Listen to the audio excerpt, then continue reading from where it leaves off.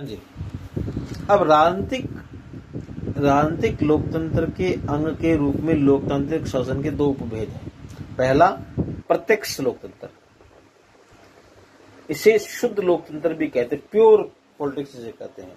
प्रत्यक्ष लोकतंत्र में क्या रहता है, देखिए प्रत्यक्ष लोकतंत्र की खास बात क्या है। प्रत्यक्ष लोकतंत्र जो होता है वह आज स्विट्जरलैंड के एक पूर्ण और 4 अर्ध कंटन में रहता है। एक पूर्ण और 4 अर्ध कंटन में जो है स्विट्जरलैंड के अंदर जो है वो आज प्रत्यक्ष लोकतंत्र है।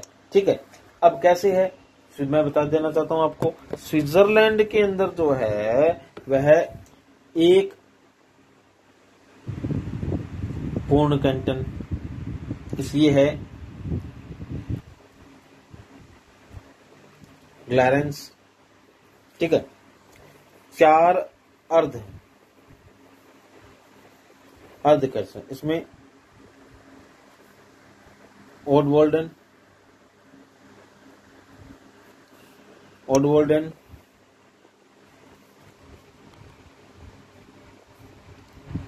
निडवोल्डन,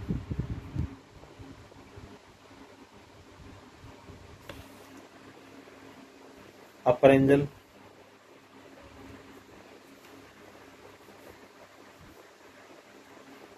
और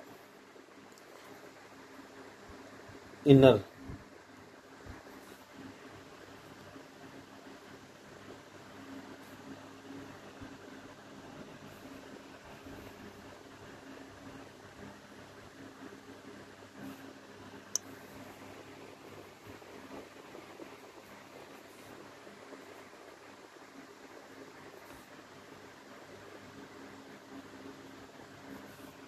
ठीक है, तो स्विट्जरलैंड के एक पूर्ण कैंटन ग्लैरेंस, 4 अर्ध कैंटन, अपर एंजल, इनर अपर एंजल, ओडवोल्डन और नेडवोल्डन में जो आज तक जो है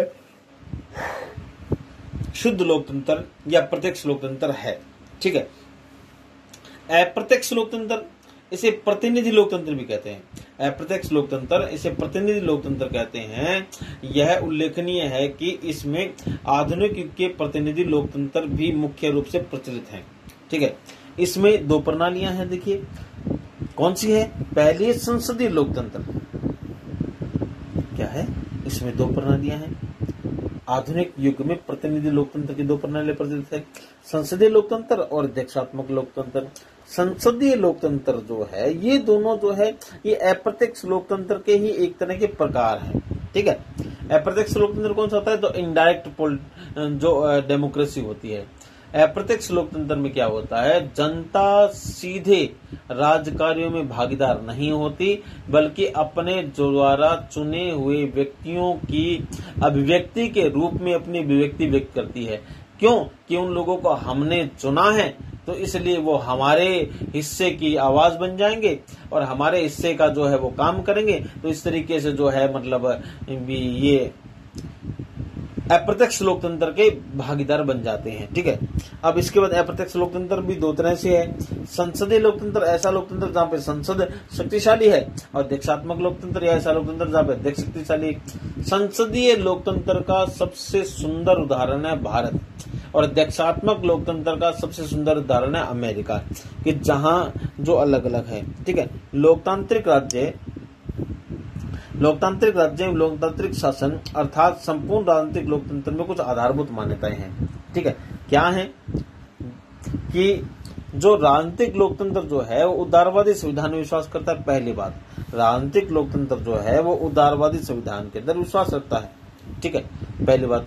दूसरी बात क्या है, ये यहाँ प्रभुसत्ता का निवास जनता में रहता है। ठीक है, तीसरा, राजनीतिक लोकतंत्र का सैद्धांतिक पक्ष लोकतांत्रिक राज्य हैं और इसका व्यवहारिक पक्ष लोकतांत्रिक शासन है। चौथा, जनता शासन सरकार को नियुक्त करती है, उस पर नियंत्रण करती है और उसे हटा सकती है। 5वां, राजनीतिक लोकतंत्र में स्वयं में साध्य नहीं होता अपितु लोकतांत्रिक साधनों व मूल्यों की प्राप्ति का साधन होता है। तो ये है लोकतंत्र, जो राजनीतिक लोकतंत्र के कुछ हिस्से। तो राजनीतिक लोकतंत्र हम सीधे सीधे कहेंगे तो कि राजनीतिक लोकतंत्र क्या है कि ऐसा लोकतंत्र जो मतलब संविधानवाद में विश्वास करता है, उसमें संविधान जो है वो मूल रहता है। दूसरा, ये जनता प्रभुसत्ता जो है जनता में निवास करेगी, इस बात में विश्वास करता है। तीसरा है कि मतलब इसमें सैद्धांतिक पक्ष जो है लोकतांत्रिक, इसका सिद्धांत है कि लोकतंत्र होता है और व्यवहार है लोकतांत्रिक शासन। दो तरह के शासन रहते हैं, सैद्धांतिक पक्ष की तरह पक्ष में तो लोकतांत्रिक राज्य है और व्यवहारिक पक्ष में ये लोकतांत्रिक शासन है। अब देखिए मेरी बात सुनिए, इसमें जनता शासन सरकार नियुक्त करती है, पर उस पर नियंत्रण करती है और उसे हटा भी सकती है। ये है राजनीतिक लोकतंत्र स्वयं में साध्य नहीं होता। राजनीतिक लोकतंत्र स्वयं में साध्य नहीं होता, अपितु लोकतांत्रिक साधनों एवं मूल्यों की प्राप्ति का साधन रहता है। ठीक है, अरे सुनिए, अब अगला है हमारा क्या है, ये अगले टॉपिक के अंदर जो है हमारे पास में जो चीज आती है वो है सामाजिक लोकतंत्र। सामाजिक लोकतंत्र क्या, हमने राजनीतिक लोकतंत्र पढ़ा कि जिसमें राजनीति जो है सब शक्तिशाली रहती है, समस्त निर्णयों को जो स्वयं करती है और वो अपने अभिव्यक्ति जो है अपने अधीनस्थ या अपने पदस्थ लोगों के माध्यम से या करती है। ठीक है, देखिए कि इसमें जो है सामाजिक लोकतंत्र में क्या रहता है, समाज के एक प्रकार के रूप में लोकतंत्र को सामाजिक लोकतंत्र कहा जाता है। सामाजिक लोकतंत्र एक समाज के लोकतंत्र के प्रकार के रूप में है। संक्षेप में सामाजिक लोकतंत्र का अर्थ है कि समाज में नस्ल, रंग, वर्ण, जाति, धर्म, भाषा, लिंग, जन्म, धन आदि के आधार पर कोई भेदभाव नहीं किया जाए। लोकतंत्र में क्या होता है, सबसे बड़ी बात है कि लोकतंत्र एक ऐसी शासन प्रणाली है कि जो जनता के द्वारा जनता के लिए काम करती है और वो जनता में किसी भी प्रकार का भेद नहीं करती और भेद का कोई आधार ही नहीं है, ना धर्म है, ना जाति है, ना लिंग है, ना वर्ण है, ना संप्रदाय है, ना जन्म स्थान है, ना कर्म स्थान है। इसके अलावा कोई ऐसी चीज नहीं है जो दो चीजों में भेदभाव करती हो। ठीक है, सामाजिक लोकतंत्र का एक प्रमुख लक्ष्य सामाजिक समता की भावना को संक्षेप में सामाजिक लोकतंत्र है कहते हैं। सामाजिक लोकतंत्र समता की भावना है, पहली बात।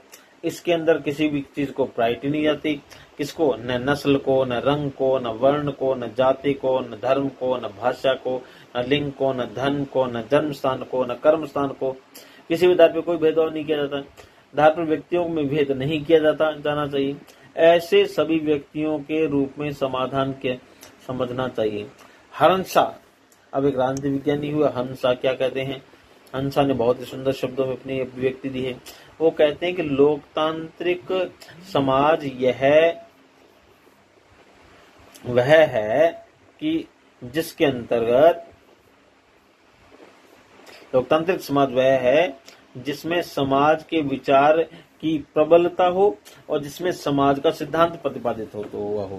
तो लोकतांत्रिक समाज क्या है, लोकतांत्रिक समाज वह है जिसमें समानता के विचार की प्रबलता हो तथा जिसमें समानता करना संभव हो सके। ठीक है, सिद्धांत प्रचलित हो। तो सामाजिक लोकतंत्र की धारणा में मुख्य सामाजिक समानता के अधिकार पर जोर देती है। उसका लक्ष्य ही रहता है कि जितना अधिक हो सके समाज में समानता हो।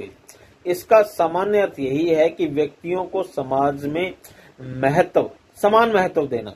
देखिए, समाज की स्थिति ये रहती है कि समाज में भिन्न भिन्न धर्म, भिन्न भिन्न जाति, वर्ण, लिंग, संप्रदाय के आधार पे लोग बटे हुए होते हैं। उनमें भेदभाव करने लायक बहुत सी चीजें होती है। तो ऐसे भेदभाव भरे वातावरण में राज्य का ये परम कर्तव्य बन जाता है कि वो किसी भी प्रकार से अपने नागरिकों में कोई भी भेदभाव न करे, बल्कि समानता का व्यवहार करे। ठीक है, इसका सामान्य अर्थ यही रहता है कि सभी व्यक्तियों को समाज में बहुत महत्व प्राप्त होना चाहिए। किसी भी व्यक्ति को अन्य किसी भी व्यक्ति के सुख का साधन मात्र नहीं समझा जाना चाहिए। व्यवहार में सामाजिक लोकतंत्र की स्थापना के लिए दो बातें जरूरी हैं। पहली बातें कौन सी, कि धर्म, जाति, नस्ल, भाषा, लिंग, धन आदि के आधार पर समाज में मौजूदा विशेषाधिकार की व्यवस्था का अंत किया जाए। दूसरा, सभी व्यक्तियों को सामाजिक प्रगति के समान अवसर उपलब्ध हो। तो ये कहलाता सामाजिक लोकतंत्र। तो अगर सार सूत्र में अगर हम सार सूत्र अगर देखें तो सामाजिक लोकतंत्र क्या होता है?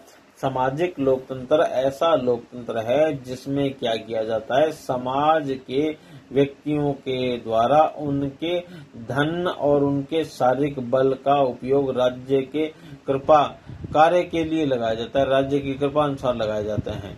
नियम ये है कि कोई भी, और दूसरी तरफ जब भारतीय संविधान निर्माताओं ने संविधान का निर्माण किया था तो उस समय ये बात क्लियर कट साफ शब्दों में रख दी थी भी कोई भी आदमी जो है वो न तो भूखा न प्यासा सोएगा, और बिना जो है कोई भी व्यक्ति अपने अगर आर्थिक पूर्ति करने में सक्षम नहीं है तो वो राज्य को बताए, राज्य स्वयं करे, क्या करेगा, उसकी आर्थिक क्षमताओं के अनुसार उसे जो क्या देगा, कार्य देगा। तो इस तरीके से आप समझ गए होंगे कि सामाजिक लोकतंत्र क्या होता है और सामाजिक लोकतंत्र में किस तरह की कौन सी बातें होती हैं। अब आगे आता है आर्थिक लोकतंत्र। आर्थिक लोकतंत्र क्या होता है? लोकतंत्र की कैसी परिभाषा है जिसके अंतर्गत जो है अर्थ निहित रहता है। अब अर्थव्यवस्था लोकतंत्र, देखिए लोकतंत्र जो है बिना अर्थव्यवस्था के नहीं चलता, बिना धन के कोई कार्य नहीं होता। तो लोकतंत्र का एक रूप आर्थिक लोकतंत्र भी। इसमें क्या होता है? अर्थशास्त्र के एक प्रकार के रूप में लोकतंत्र को आर्थिक लोकतंत्र कहा जाता है। आर्थिक लोकतंत्र क्या होता है? अर्थशास्त्र के एक प्रकार एक रूप के अंतर्गत कहा जाता है।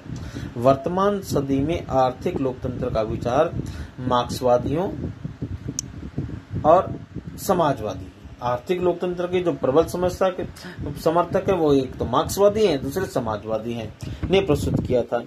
अब मार्क्सवादियों के हवाले से मार्क्स कहते हैं कि अर्थ पर सारा नियंत्रण जो है वो गरीब तबके का या निम्न वर्ग का या गरीब वर्ग का होना चाहिए, जबकि सामाजिक लोकतंत्र के संदर्भ में ये बात कही जाती है कि राज्य का नियंत्रण जो है, राज्य के जो साधनों का नियंत्रण जो है वो व्यक्ति विशेष के हाथ में तो होए, उसमें तो कोई संदेह नहीं है, लेकिन वो एक निश्चित मर्यादित तरीके से हो, उसमें तानाशाही की बू ना आती हो। ठीक है, तो ये आर्थिक लोकतंत्र कहलाया है। वर्तमान सदी में आर्थिक लोकतंत्र का विचार जो को लेकर सबसे जो प्रबलतम योगदान दे रहे हैं उनमें पहले आता है कार्ल मार्क्स, मार्क्सवादी के रूप में, और दूसरा था समाजवाद। समाजवाद में काफी विचारक रहे जिन्होंने समाजवाद को, पर्टिकुलर हम किसी एक व्यक्ति का नाम नहीं ले सकते क्योंकि इसकी सारा समाज का काम था, सामाजिक काम था। समझ में बात। आगे क्या है? 18वीं 19वीं सदी में व्यक्तियों ने भी आर्थिक क्षेत्र में लोकतंत्र की चर्चा की थी, जो मार्क्सवादियों एवं समाजवादियों की आर्थिक लोकतंत्र में सर्वथा भिन्न और विपरीत मिलती है। ठीक है, अब देखिए, अब हम देखेंगे कि इसके अंदर जगत जो है, हाँ जी, आर्थिक लोकतंत्र के बाद में जो अगला लोकतंत्र का रूप है वो नैतिक लोकतंत्र है। नैतिक लोकतंत्र में क्या होता है? कुछ विद्वान मानते हैं कि लोकतंत्र एक नैतिक संस्था भी है, अर्थात आध्यात्मिक संस्था भी है। अब देखिए, हम इसके अंतर्गत देखेंगे कि नैतिक लोकतंत्र के अंदर जो है जीवन के रूप में स्वीकार्य नहीं है। लोकतंत्र के अंदर, नैतिक लोकतंत्र में जो है जीवन के रूप में स्वीकार्य नहीं है। इस नैतिक दृष्टिकोण को ही नैतिक लोकतंत्र कहा जाता है। नैतिक लोकतंत्र समस्त लोकतांत्रिक दर्शन का व्यवहारिक रूप है। नैतिक लोकतंत्र की खास बात क्या है कि जितना भी लोकतांत्रिक दर्शन है, लोकतंत्र को अगर हम दर्शन माने तो अगर उसमें व्यवहारिक लोकतंत्र कोई है, ऐसा लोकतंत्र का रूप जो व्यवहार में आज भी मौजूद है और देखने में आता है, वो नैतिक लोकतंत्र है।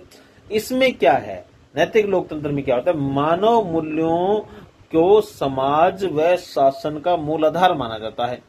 इस रूप में नैतिक लोकतंत्र की सर्वोत्तम अभिव्यक्ति सन 1789 की फ्रांस की उदारवादी लोकतांत्रिक स्वतंत्रता, समानता, भाईचारे के नारे के रूप में हुई थी। ठीक है, इन तीनों में भाईचारे, बंधुत्व का विशेष महत्व रहता है, क्योंकि इनके बगैर व्यक्तिवादियों की समानता नहीं होती है और हमारी समानता नहीं होती है तो यह स्वतंत्रता भी नहीं पाई जाती है। ठीक है, तो ये नैतिक लोकतंत्र हो गया। अब देखिए, लोकतंत्र के 4 प्रकार बताए हमें। क्या बताए हैं लोकतंत्र के 4 प्रकार? पहला है हमारे सामने जो लोकतंत्र का प्रकार है वो क्या है, देखिए कि इसमें हमने पहला पढ़ा था राजनीतिक लोकतंत्र। ऐसा लोकतंत्र जो जिसका उद्देश्य राजनीतिक स्थिति को उठाना और परिवार और समाज में राजनीति की बातों को राजनीति के बीज बोना और उत्तम राजनीति आदर्श राजनीति को पैदा करना और ऐसी परिस्थितियां पैदा करना ताकि राजनीति के आदर्श रूप सामने आए। दूसरा सामाजिक लोकतंत्र। सामाजिक लोकतंत्र बताता है कि जब तक कोई सामाजिक भेदभाव का यथेष्ट कारण नहीं हो तब तक न तो राज्य न तो सरकार किसी भी तरीके से भेदभाव नहीं कर सकती। और तीसरा है आर्थिक लोकतंत्र। आर्थिक लोकतंत्र आर्थिक समानता की बात करता है। और इन तीनों लोकतंत्र के अलावा ये तो सारे हैं जो है वो सैद्धांतिक है। क्या है? इनमें तो ये सारे सैद्धांतिक लोकतंत्र है। और अगर लोकतंत्र की कोई शाखा जो कि व्यवहार में है,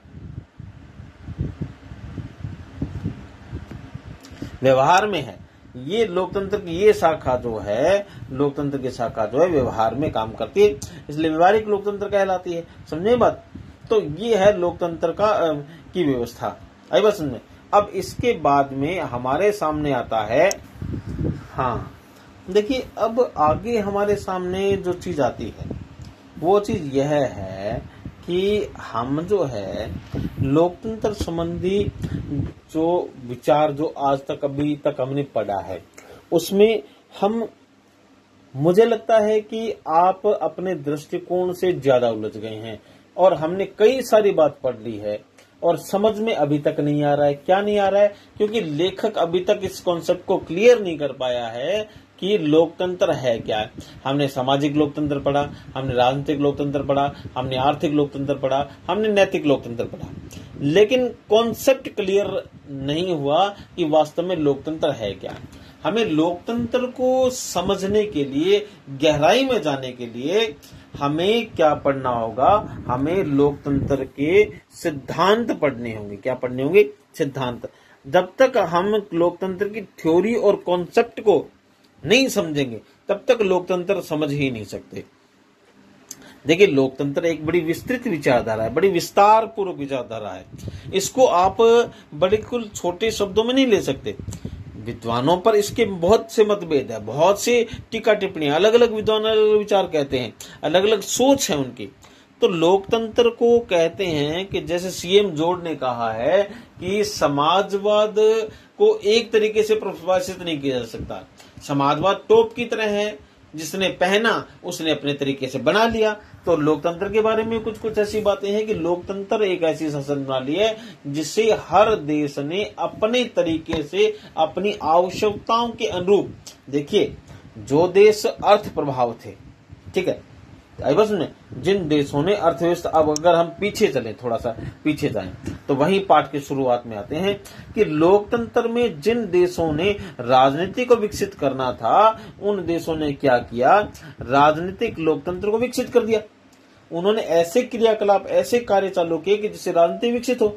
और जिन देशों ने अपनी सामाजिक व्यवस्था को सुदृढ़ करना था उन्होंने सामाजिक लोकतंत्र को अपनाया। जो देश अपनी आर्थिक स्थिति को सुदृढ़ करना चाहते थे उन्होंने आर्थिक लोकतंत्र को बनाया और नैतिक लोकतंत्र को उज्जवल करने वाले नैतिक लोकतंत्र को बनाया।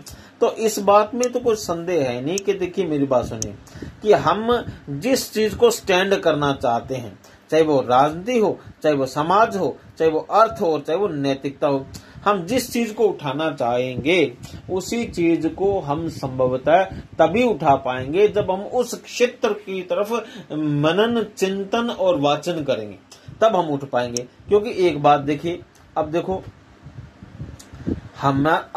हमारे सामने लोकतंत्र के सिद्धांत, क्योंकि देखो ये बात सही होगी है कि लोकतंत्र एक विस्तृत विचारधारा है और इसका वास्तविक उपयोग अगर पढ़ना, वास्तव में तुम ये समझना चाहते हो कि लोकतंत्र क्या है, इसमें राजा कौन है, प्रजा कौन है, शासक कौन है, शासित कौन है, कौन उपभोग, इसका वास्तविक उपभोक्ता कौन है, वास्तविक रूप से लोकतंत्र का उपयोग कौन करता है और वास्तविक रूप से उपयोग करवाया कैसे जाता है, ये सारी चीजें समझने के लिए हमें सिद्धांत पढ़नी होगी। तो पहला सिद्धांत जो है वो ये है लोकतंत्र का परंपरागत या उदारवादी सिद्धांत दृष्टिकोण।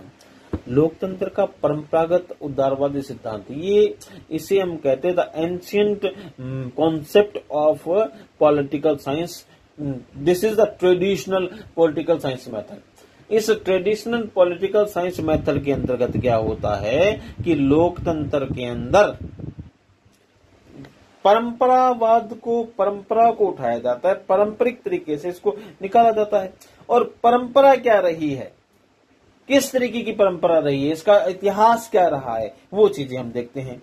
आगे दूसरा है लोकतंत्र का बहुलवादी सिद्धांत। लोकतंत्र का बहुलवादी सिद्धांत जो है वो इस बात की गणना करता है कि लोकतंत्र किस तरीके कितने तरह का है। क्योंकि लोकतंत्र में कोई एक विचारधारा नहीं होती, बहुत सी विचारधारा का समावेश है, तो इसको हम लोकतंत्र के बहुलवादी सिद्धांत से पढ़ेंगे। तीसरा जो लोकतंत्र सिद्धांत है वह है, तीसरा लोकतांत्रिक सिद्धांत जो है वो है लोकतंत्र का विशिष्ट अभिजन सिद्धांत। देखिए अभिजन को इलीट कहते हैं, क्या कहते हैं,